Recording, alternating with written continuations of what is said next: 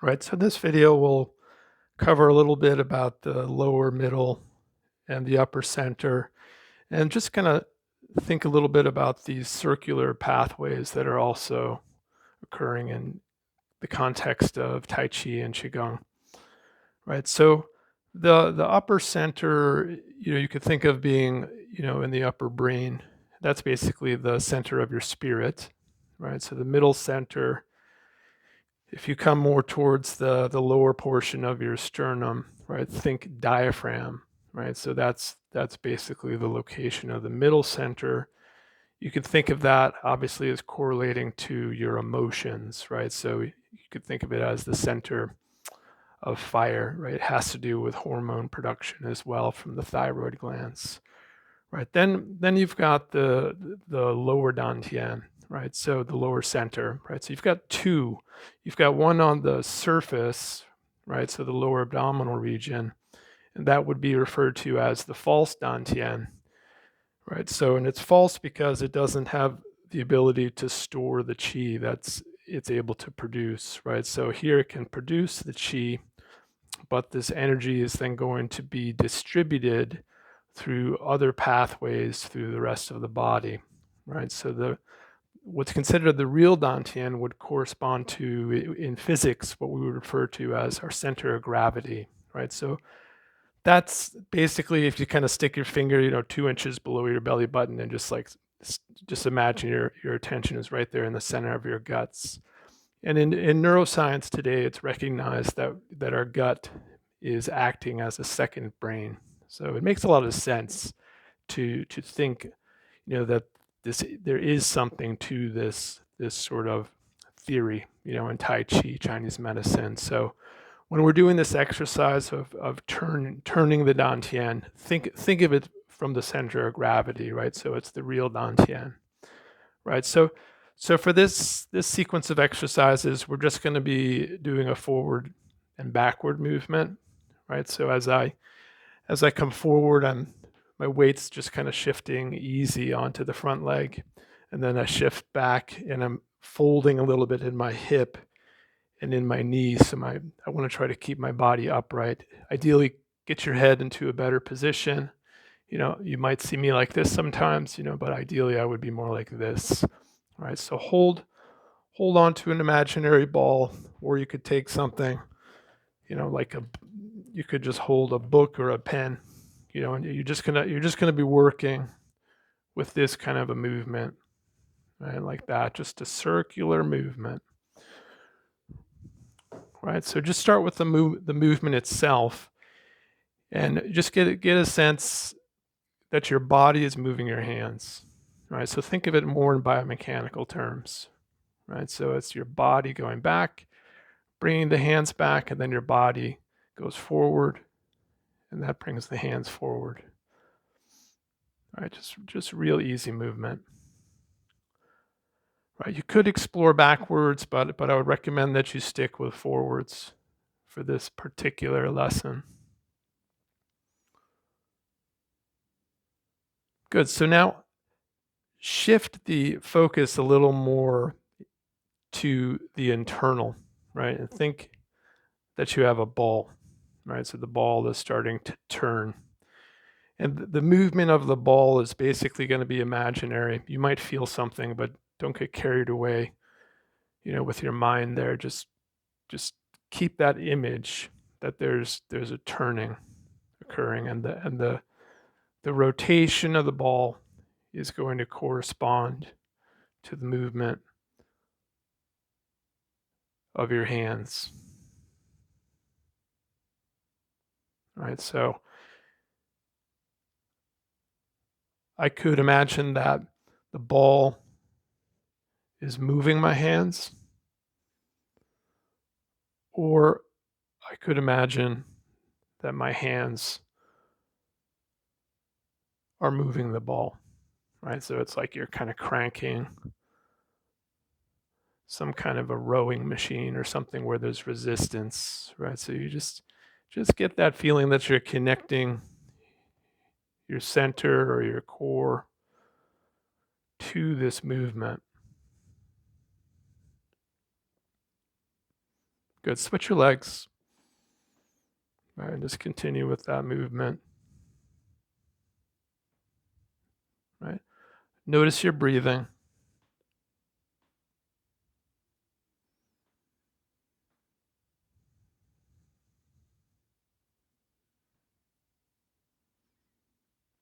Right, and let's try to get that breath to sink into the belly.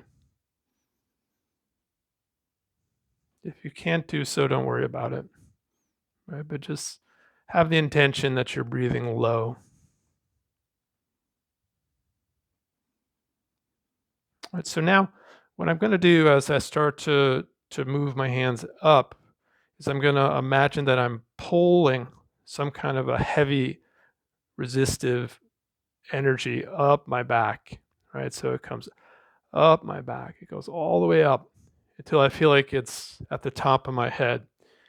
And then once it's there, I'm just going to let that substance turn to something like liquid or something heavy, right? So it's just water, right? So it just comes down easy. So I pull that energy up the back to the top of my head, and then I just let it come down. Right? So I pull up, and it comes down.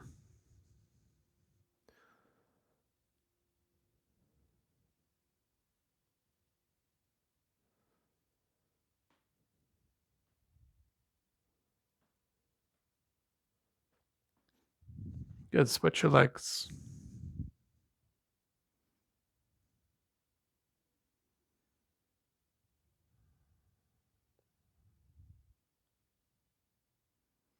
I'm going to grab onto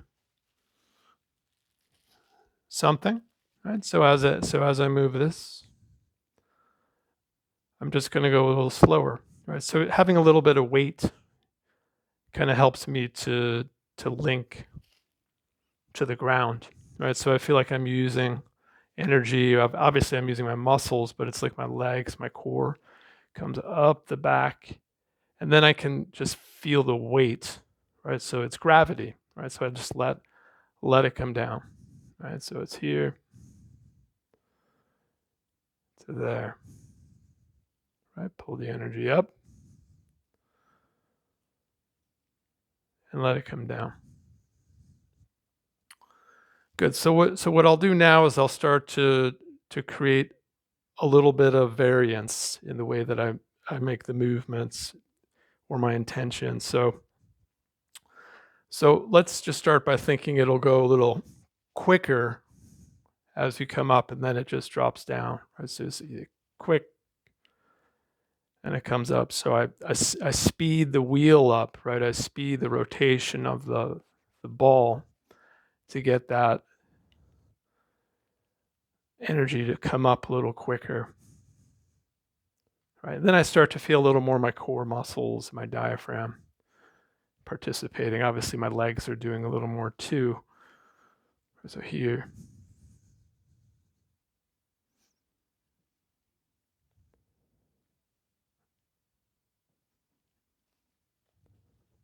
And then I'm going to link my breath, right? So I'm going to inhale and then exhale. Inhale, exhale.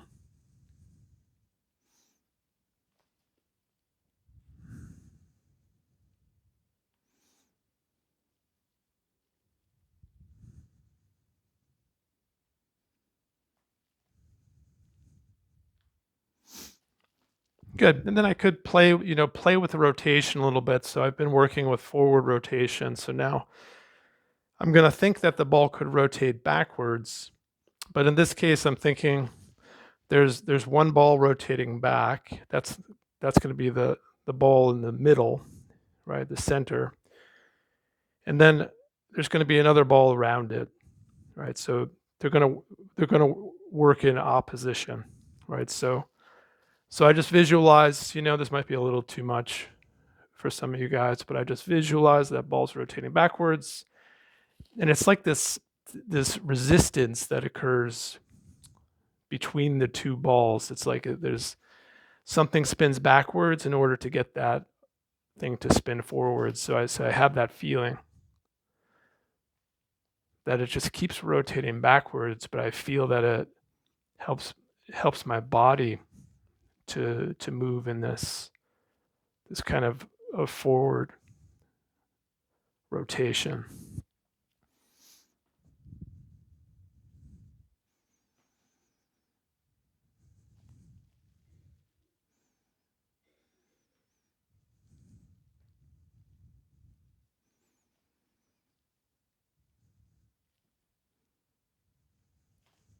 It's good to keep the tongue resting gently on the upper palate, right? Because that connects two important vessels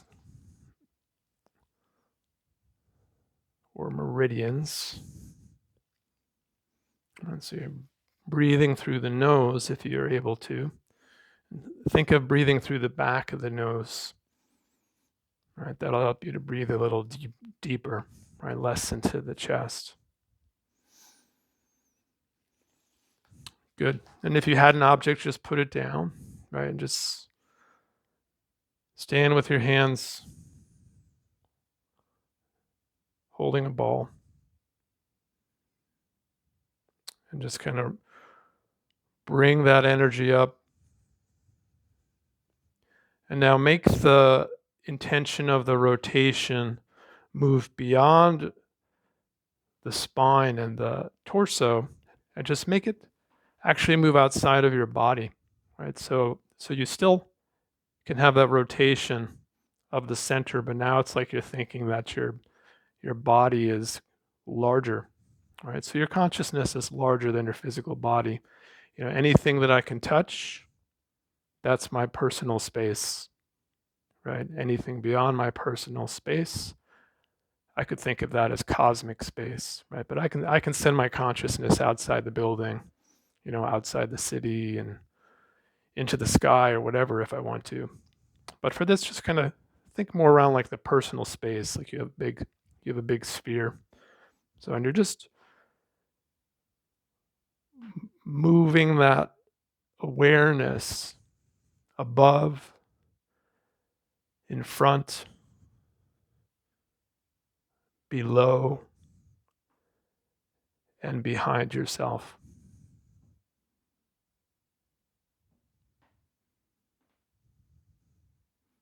Right? So maybe get the body into it as well. You know, you don't have to be standing the way I'm doing it, or you could have one foot back as well. Right? And just move your arms comfortably. Try not to be too stiff. You know, just whatever the hand position is, but eventually, you know, try to shake out tension as you're able to, and just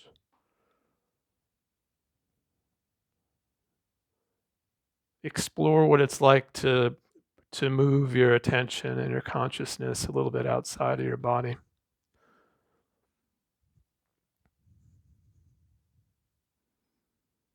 Good, and then just bring one hand to the lower dantian, right?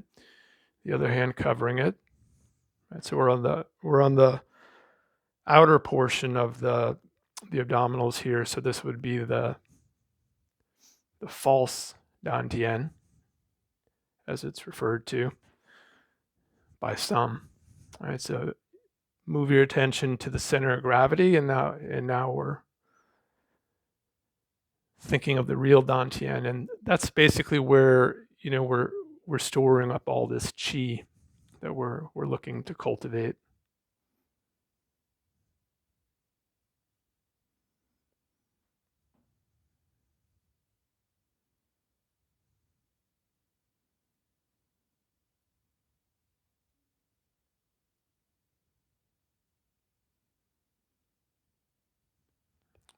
Good. And then you're just going to stand quietly in your Wuji posture, right? So not like this, remember, right? So just relaxed.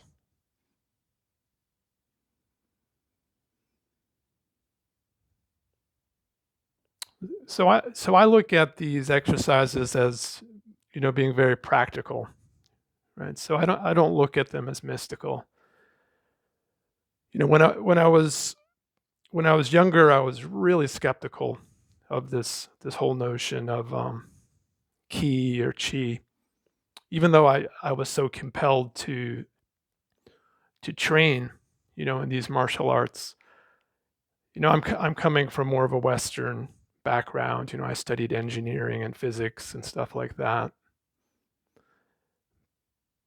But over the years of my training as well as my work in physical therapy and as a Feldenkrais practitioner, I've just become more sensitive, right, to my body and to other people's bodies, and I can feel things better, right? So that's the bottom line is, it's like I've become better at sensing things.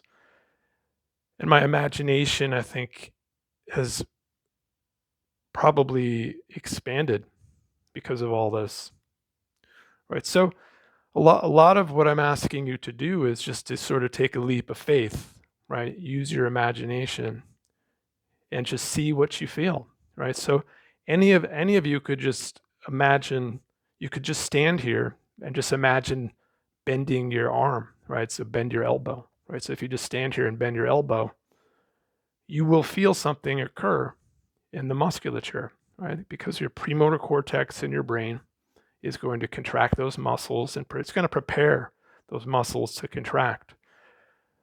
So with this sort of work in Tai Chi and other mind body arts, you're using your mind to connect to the body, and moreover, you're experiencing the reality that your mind and body are one. You can't separate them, right? If there's no body, there's no mind, and if there's no mind, there's no body. So forget about that idea that they're separate. Just realize that they're one. And when you're ready to explore some of this stuff, you don't need to approach it with an open mind, right? And see what you can feel. You are ultimately your own testing instrument, right? So that's how you're going to improve whatever it is that you do. So if you're some kind of external martial artist, for example, who likes to do like MMA or Brazilian jiu-jitsu or whatever, you may have a much more biomechanical understanding of how fighting is organized. But if you work a little bit with improving your internal awareness, you may start to recognize that some of these chokeholds that you're doing or some of these punches that you're doing could actually be done in a much more efficient way, right? Because you're tending to use your body in a localized, segmented manner, right? So working through these exercises, these patterns in the context of Tai Chi or Qigong exposes you to the reality that your mind and body are one. All right, thank you.